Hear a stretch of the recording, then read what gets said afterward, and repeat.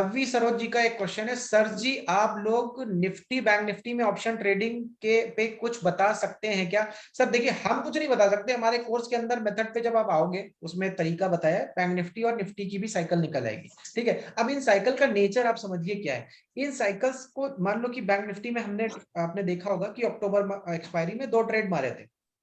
अब 2 ट्रेड हमने अक्टूबर एक्सपायरी में मारे थे। फिर एक स्टूडेंट ने कुछ फोरकास्ट किया था मेरे ख्याल से पिछली एक्सपायरी में, नवंबर एक्सपायरी में, वो बहुत छोटा सा मूव था, ठीक है।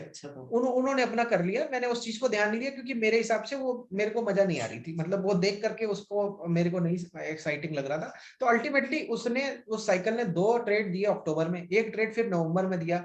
आगे हो सकता है मान लो 4 महीने ना दे, एग्जाम्पल बता रहा हूँ। तो अब 4 महीने तक मेरे पास कुछ और करने के लिए होना चाहिए, ठीक है। इन साइकिल्स की कहानी क्या है ना कि अगले महीने कौन कौन सा बढ़ने वाला है ये पता चल जाता है। अब जब पता चल जाता है तो फिर मान लो कि बैंक निफ्टी उसमें नहीं है, तो फिर बैंक निफ्टी का हम कुछ कर नहीं सकते। जो है जो बढ़ने वाला है उसको लेके आगे बढ़ो, आप उससे रिटर्न निकालो, अगले महीने फिर उससे दूसरे जो आने वाले हैं उन पे वर्क करो। इसमें हम ये अगर सोचे कि नहीं यार हमको रिलायंस में ही वर्क करना है, तो फिर यार इसका एक तरीका है कि आप रिलायंस की ही सारी साइकिल्स निकाल लो, और फिर जब सारी साइकिल निकाल लो तो फिर जब उसकी साइकिल आई तब ट्रेड करो, बाकी टाइम शांति से बैठो। ये एक तरीका हो सकता है, क्योंकि अल्टीमेटली रिलायंस से भी अगर हमको प्यार था एज अ स्टॉक, हमने लगातार उसमें ट्रेड किया तब भी पैसा नहीं बना, तो इससे बेटर है कि जब जब उसकी साइकिल आ रही तब ट्रेड करके हम पैसा बना लें, और जो अनप्रिडिक्टेबल टाइम से उनसे हम किनारे बैठे हैं। सर इसमें विद इन 1 मंथ मिल जाता है ना आउटपुट? 1 मंथ मिल जाता है। आप अगर एज अ इन्वेस्टर बात कर रहे हो तो आप 6 महीने के लिए देख लो, 7 महीने के लिए देख लो, मतलब आप 3 महीने के भी ट्रेड निकाल सकते हो, 4 महीने के, आपके ऊपर डिपेंड करता है आप कितने फ्लेक्सिबल हो।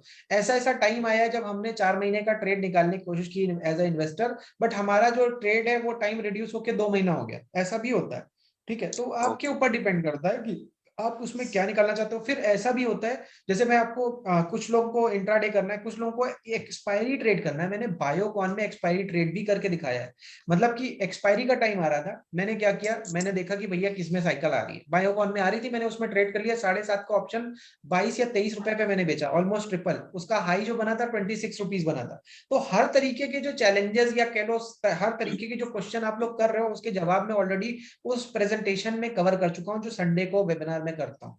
तो हर तरीके की चीज उसमें मैंने, मतलब हर तरीके से, कुछ लोग शुरू में कहते थे कि सर आप ऑप्शन की ट्रेड नहीं डालते हो, इसमें लगता है ऑप्शन की ट्रेड नहीं निकलती।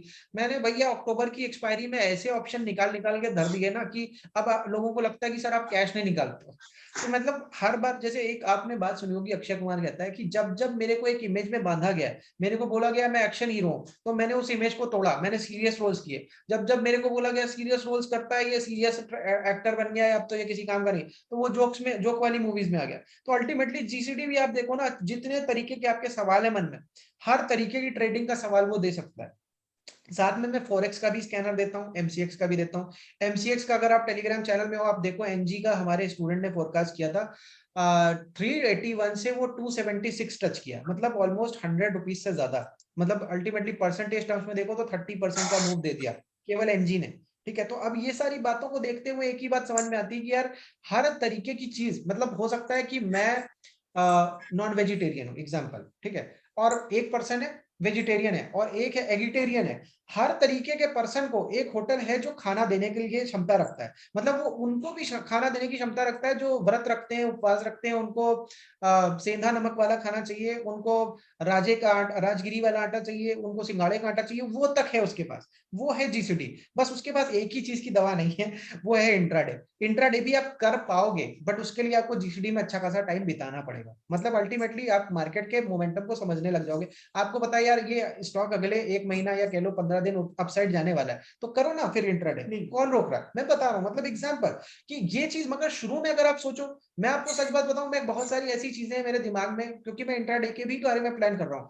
इंट्राडे एक ऐसी चीज है, आप सोचो कि बच्चे के हाथ में चाकू देना, ठीक है, आप बच्चे के हाथ में चाकू दोगे, अपने को मार लेगा, अपने को मतलब कुछ ना कुछ जख्म कर लेगा, खून बहेगा, अल्टीमेटली हम ही को परेशानी आएगी। तो मैं ऐसी चीज आप लोगों को नहीं देना चाहता जिससे आप लोगों को नुकसान हो, ये बात आप सीधी समझो। और जीसीटी एक ऐसी चीज है, सच बात बताऊं, मैंने बीच में 2 साल कुछ और मेथड्स पे भी रिसर्च करी। मैंने कहा यार ये कॉम्प्लिकेटेड इतनी है, रिजल्ट मेरे को मिल रहा है, बट ये कोई और नहीं सीख पाता, इनका रिजल्ट दूसरे पर्सन को सिखाने पर बिल्कुल मजेदार नहीं आ रहा। तो फिर मेरे को वही चीज याद आई कि जीसीडी यही एक चीज है जो मैं भी अच्छे से सीखता हूँ, मैं भी अच्छे से करता हूँ, और दूसरे पर्सन भी कर लेते हैं बहुत आसानी से सीख के। ओके।